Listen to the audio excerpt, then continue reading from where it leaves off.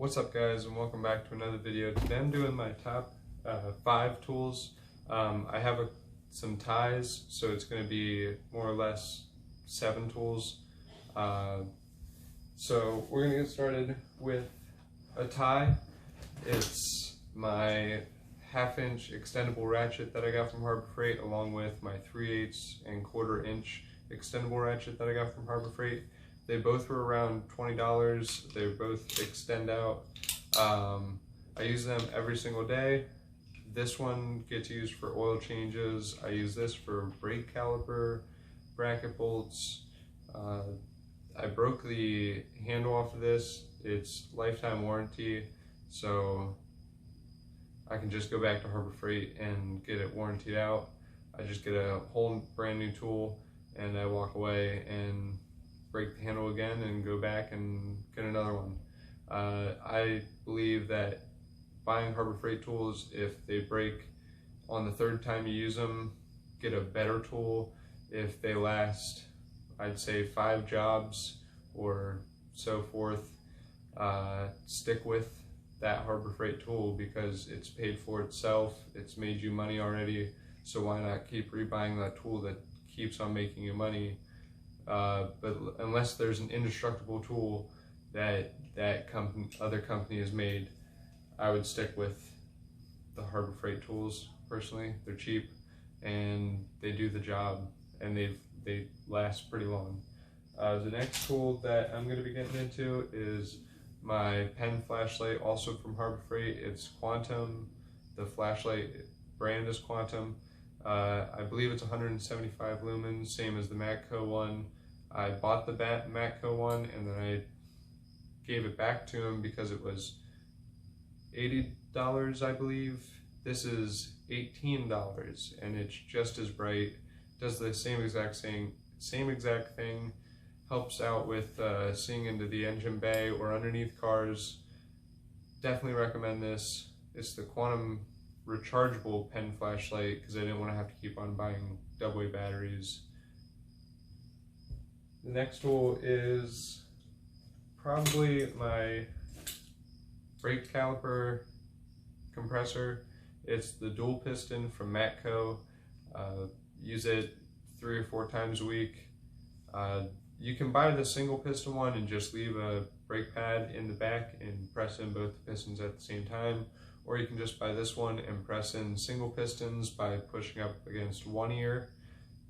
I know that pushing in a piston the incorrect, not straight back, is bad, but most of the time it does because it's pressing fully onto the piston and pressing it straight back. I believe this works just fine, and so does the single piston compressor. So either one. This one costed me $68 off the Matco truck. I definitely recommend this or a cheaper option. There are cheaper options out there. I've seen them. Don't recommend going with the Harbor Freight piston compressor that you have to turn. It just takes way too long. It's a waste of time. Just buy one of those. It's going to be 10 times quicker. The next tool is going to be my ratcheting wrenches from Matco. These come in a set from 8 to 19 millimeters. They're the double box end ratcheting wrenches, extend extra long, I believe. One side's going to have one size, which is, this one is 16 and 18. They're also offset, so they stick out a little bit, and they're reversible. So if you get stuck in a tight corner, you can reverse it to get out of that corner. It's very nice. It's come in handy quite often. The whole set will run you probably, I think, $350 or $380, I believe, but they're definitely worth the money. I bought these probably 4 months ago and I've used them so much, I believe they paid for themselves. Honestly, definitely recommend them, or at least some form of ratcheting wrench. My next tool is probably going to be my Harbor Freight Earthquake 1/2 inch impact wrench. I use this when I first started working at Firestone. I recommend this for beginners. It's $129. It's one of your bigger investments that you're going to have to make when starting out, but you don't want to go too cheap like the Central Pneumatic one from Harbor Freight. It won't even take off Toyota lug nuts, which are torqued to 76 foot-pounds.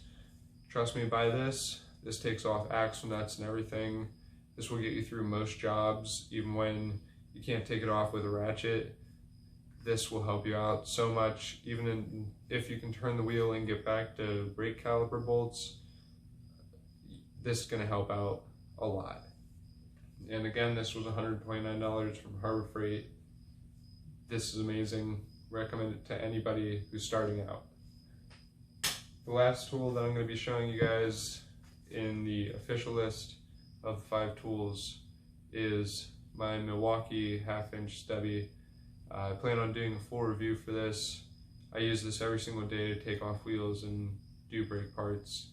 The set, which was the tool, 2 batteries, and the charger, was $250, I believe, from Home Depot or Amazon. I don't know which one I bought it off of, but it's definitely worth it. It's held up, but doing a full review, I'd stay tuned for a later video that I'm going to be doing on that. Some honorable mentions that I didn't want to put in the full list just because I believe anybody should have some form of this already would be a Toyota filter cap. I have the Matco one. I believe this is probably the best filter cap for Toyotas you could ever buy, just because it's solid steel. This was $38, I believe, and it definitely worth the money. This thing's never gonna break. Most Toyota filter caps are aluminum, so if you try to tighten the filter too hard, it's gonna shatter the cap, or if you try to loosen the metal ones, it's gonna shatter the cap as well. I believe this is definitely a great investment. This was from Matco. And another honorable mention would be my tire gauge I got from Matco. This was $119 or $129, I don't remember, but I use this every day. Some form of an air chuck or air gauge would definitely help you out in the long run. I definitely recommend a digital air gauge because it makes things 10 times quicker. You don't have to hit it and then add air or release air. But that's going to be it. Thank you guys for watching. Subscribe if you want to see more content like this. If you like the video, leave a like. And thank you guys. Peace.